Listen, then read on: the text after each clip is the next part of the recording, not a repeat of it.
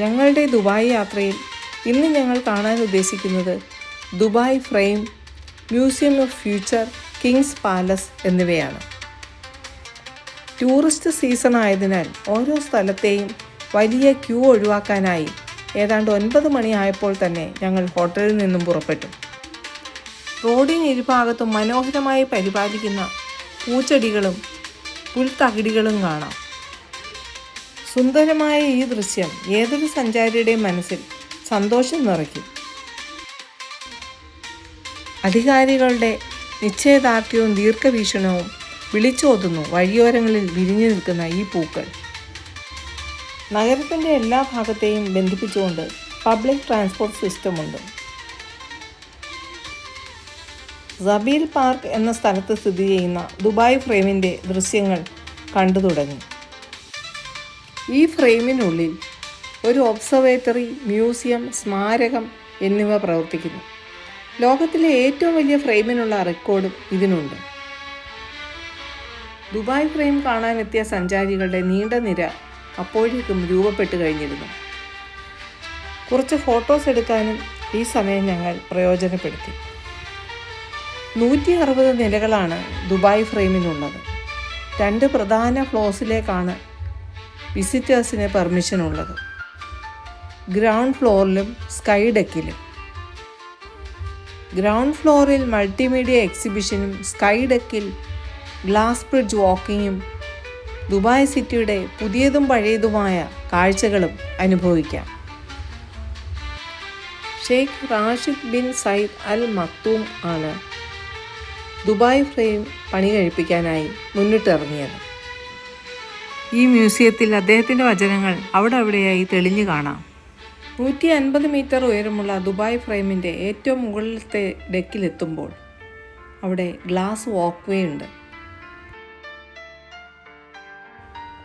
ആദ്യം ഒന്ന് പതറുമെങ്കിലും പിന്നീട് നമ്മെ ഹരം പിടിപ്പിക്കും ഈ ഗ്ലാസ് ബ്രിഡ്ജിലൂടെയുള്ള യാത്ര. മോഡേൺ എൻജിനീയറിങ്ങും ആർക്കിടെക്ചറും കൂടിച്ചേർന്ന അത്ഭുതകരമായ വാസ്തുവിദ്യ. ദുബായിയുടെ സാംസ്കാരിക മഹത്വം വിളിച്ചോതുന്നതാണ് ദുബായ് ഫ്രെയിം. ആർക്കിടെക്ട് ഫെർണാണ്ടോ ഡോണിസ് ആണ് 180 മീറ്റർ ഉയരവും 93 മീറ്റർ വീതിയുമുള്ള ദുബായ് ഫ്രെയിമിൻ്റെ ശില്പി. ദുബായ് ഫ്രെയിമിൻ്റെ ഒരു വശത്ത് ഓൾഡ് ദുബായിയും മറുവശത്ത് എല്ലാ നവീന സങ്കേതങ്ങളും ഉപയോഗപ്പെടുത്തി പുരോഗമിച്ചുകൊണ്ടിരിക്കുന്ന പുതിയ ദുബായിയുമാണ്.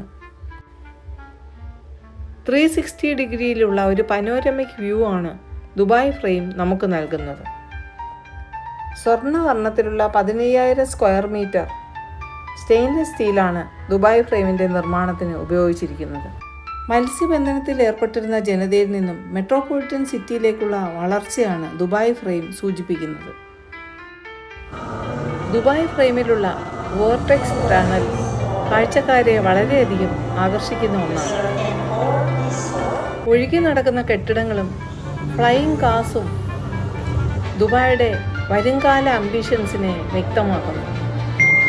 ഒരു ഭരണാധികാരിയുടെ കാലഘട്ടം ഇല്ലാതായാലും എങ്ങനെയാണ് പിന്തുടർച്ചാവകാശികൾ സ്വപ്നങ്ങൾ എത്തിപ്പിടിക്കേണ്ടതെന്ന് ദുബായ് ഫ്രെയിം ഓർമ്മിപ്പിക്കുന്നു. 2013 സബീൽ പാർക്കിൻ്റെ നവീകരണവുമായി ബന്ധപ്പെട്ടിട്ടാണ് ഏതെങ്കിലും ഒരു ഐക്കോണിക് സ്ട്രക്ചർ ഈ ഭാഗത്ത് പണിയണം എന്ന ആഗ്രഹം അധികാരികളുടെ മനസ്സിലുദിച്ചത്. അന്ന് ലഭിച്ച 900ഓളം എൻട്രികളിൽ നിന്നാണ് ദുബായ് ഫ്രെയിം സെലക്ട് ചെയ്യപ്പെട്ടത്. ഇനി ഞങ്ങളുടെ ലക്ഷ്യം മ്യൂസിയം ഓഫ് ഫ്യൂച്ചർ ആണ്. ദുബായിലെ ഫിനാൻഷ്യൽ ഡിസ്ട്രിക്റ്റിലാണ് മ്യൂസിയം ഓഫ് ദ ഫ്യൂച്ചർ സ്ഥിതി ചെയ്യുന്നത്. 7 നിലകളുള്ള ഈ മ്യൂസിയം ശാസ്ത്രം, സാങ്കേതികവിദ്യ, നവീകരണം എന്നിവയുടെ ഭാവിയെപ്പറ്റി പര്യവേക്ഷണം ചെയ്യുന്നതിനായി സമർപ്പിച്ചിരിക്കുന്നു. ദുബായ് ഭരണാധികാരി Sheikh Mohammed bin Rashid Al Maktoum എഴുതിയ ഭാവിയെക്കുറിച്ചുള്ള അറബിയിലെ ഒരു കവിതയുടെ രൂപത്തിൽ ജനാലകളുള്ള ഒരു ടോറസ് ആകൃതിയിലുള്ള കെട്ടിടത്തിലാണ് മ്യൂസിയം ഓഫ് ദ ഫ്യൂച്ചർ സ്ഥിതി ചെയ്യുന്നത്.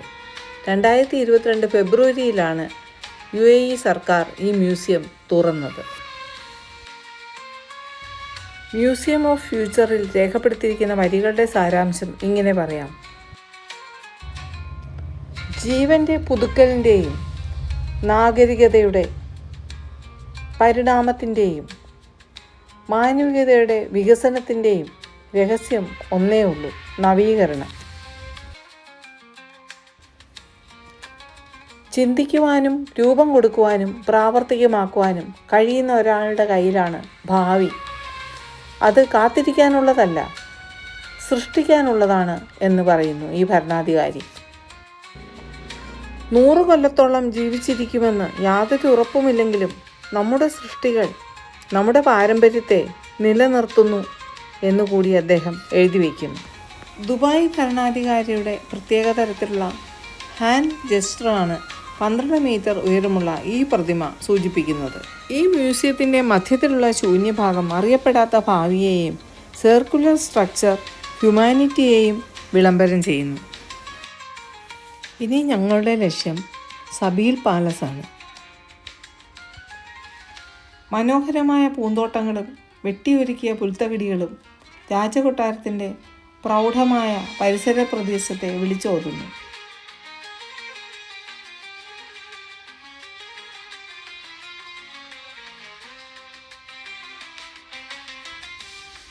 ദുബായിയുടെ രാജകുടുംബാംഗങ്ങൾ വസിക്കുന്നത് സബീൽ പാലസിലാണ്.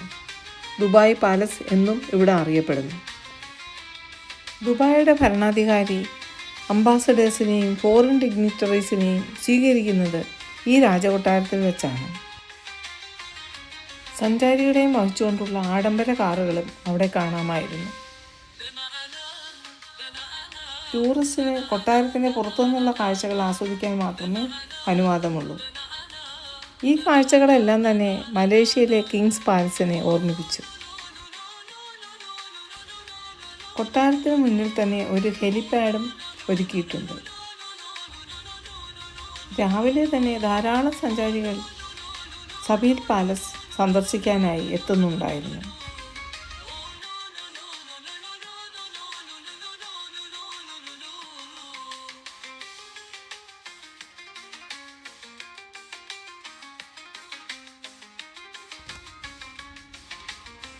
കണ്ണിന് വിരുന്നൊരുക്കുന്ന മനോഹരമായ ലാൻഡ്സ്കേപ്പിങ്ങിൻ്റെ ദൃശ്യങ്ങൾ നിങ്ങൾക്കായി ഷെയർ ചെയ്യുന്നു.